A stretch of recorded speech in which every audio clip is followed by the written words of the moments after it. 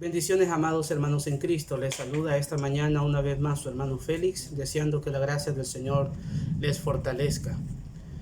En esta mañana me gustaría que nosotros meditásemos acerca de orar por lo correcto. Hay una razón por la cual deseo tratar este asunto.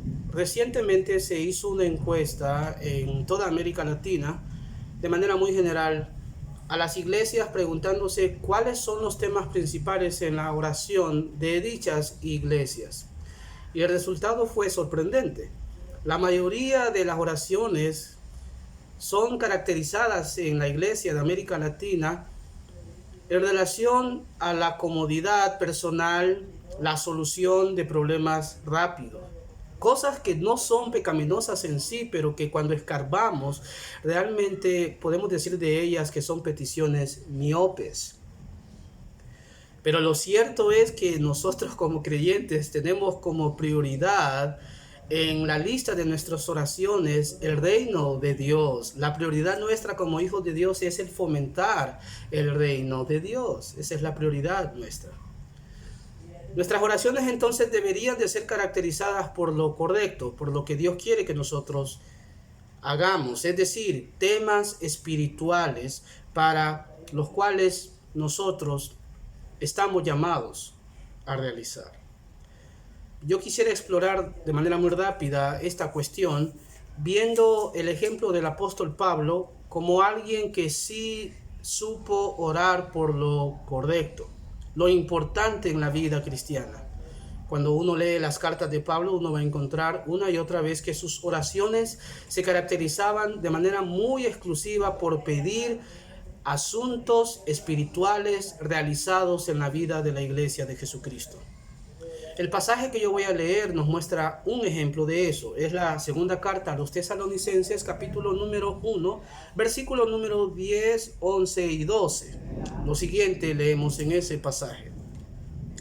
Cuando venga, hablando de Cristo, en aquel día, para ser glorificado en sus santos y ser admirado en todos los que creyeron, por cuanto nuestro testimonio ha sido creído entre vosotros, por lo cual, por lo leído anteriormente en el verso 10, que Cristo será glorificado y que el testimonio ha sido creído para nosotros los creyentes, por lo cual, asimismo, oramos siempre por vosotros para que nuestro Dios os tenga por dignos de su llamamiento y cumpla todo propósito de bondad y toda obra de fe con su poder, para que el nombre de nuestro Señor Jesucristo sea glorificado en vosotros y vosotros en Él, por la gracia de nuestro Dios y del Señor Jesucristo.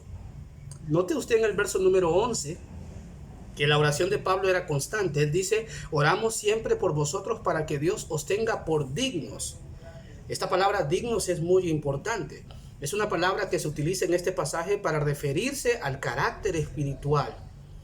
Debe de ser nuestro deseo que el Señor nos convierta en las personas que Él quiere que nosotros seamos y que de esa manera nosotros podamos reflejar su amor, su carácter ante este mundo. Yo quisiera llamar vuestra atención a tres elementos de petición que encontramos en estos versículos de la segunda carta a los Tesalonicenses, capítulo 1, verso número 11 y 12 para ser más específico. Leí el verso 10 para ubicar el verso 11 y 12 en su contexto. Lo primero a lo cual deseo llamar vuestra atención es que la oración correcta es aquella en la que se pide por un vivir digno. Esa es la oración correcta. Es aquella en la cual se pide por un vivir digno. Escucha una vez más la palabra de Dios en labios de Pablo. Por lo cual asimismo oramos siempre por vosotros para que nuestro Dios os tenga por dignos de su llamamiento. Se pide aquí en este texto que Dios nos haga nosotros dignos de su llamado. Noten aquí la frase llamamiento. Es la frase que en el Nuevo Testamento comunica el concepto del llamado efectivo de Dios a la salvación y que obviamente ese llamado trae como resultado la regeneración. Es un llamado a creer en Dios que se muestra evidentemente en una vida diferente. Es el llamado del cual habla la palabra de Dios en Romanos 8:30. A los que predestinó, a estos también llamó. Y a los que llamó, a estos también justificó. Y a los que justificó, a estos también glorificó. Ese llamamiento ocurre en el fluir de la salvación que activa en su momento Dios debido a que nosotros hemos sido elegidos. Así que Pablo está orando para que nosotros seamos dignos de llevar el nombre de Cristo. Verdad que se ve también plasmada en la primera carta a los Tesalonicenses, capítulo número 2, verso número 12. Y os insistíamos, dice Pablo en ese texto, en que anduvieseis como es digno de Dios, que os llama a su propio reino y gloria. Pablo una vez más está orando, ¿para qué? Para que Dios haga efectivo en hacernos a nosotros más dignos de su llamamiento.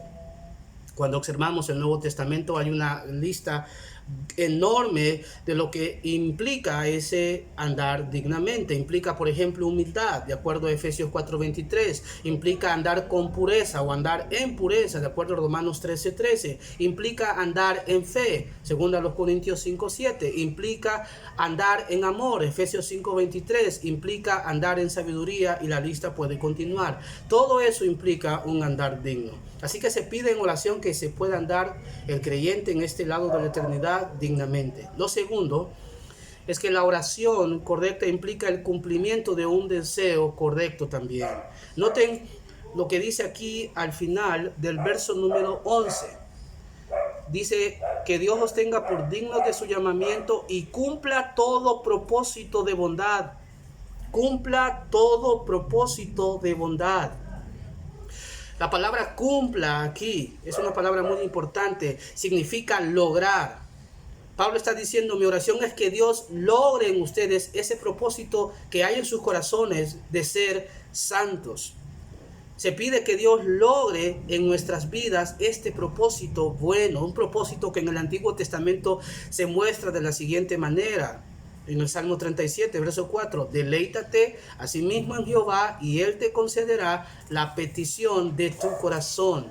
No hay lugar a duda que todos vosotros, amados santos, tenéis ese deseo santo de ser un reflejo de el amor de Cristo. Entonces Pablo dice, yo oro para que Dios logre eso en sus vidas y que eso sea real en vosotros. Eso es orar correctamente. Que ese deseo que nosotros tenemos de vivir santos, de vivir en santidad, Dios lo logre. Y obviamente Él lo hace por su gracia. En tercer lugar, orar correctamente implica no solamente orar por un propósito santo, sino que implica cumplir, pedir que Dios cumpla la obra de la fe que ha iniciado en nosotros. Escucha una vez más al final del verso número 11. Y cumpla todo propósito de bondad y toda obra de fe con su poder. La palabra fe aquí es la palabra que implica fruto. La fe salvífica, la fe que genera cambios en la vida. Y Dios aquí a través de Pablo nos dice que nosotros debemos de orar para que Él cumpla eso también y que Él desate su poder para dejar que su palabra obre en nosotros para su gloria. Ahora bien, terminemos esta mañana haciéndonos esta pregunta. ¿Cuál es el propósito final de orar correctamente? El versículo 12 nos da la respuesta. Para que el nombre de nuestro Señor Jesucristo sea glorificado. Esto es a lo que los reformadores llamaban Soli Deus Gloria. Todo lo que hagamos debe de ser hecho para la gloria de Dios. Nuestras oraciones deben de ser hechas para la gloria de Dios. Así que, amados santos, yo les motivo para que nuestras oraciones, entre las otras peticiones que nosotros podamos incluir en ellas, oremos de que estos asuntos espirituales sean una realidad. Bendiciones.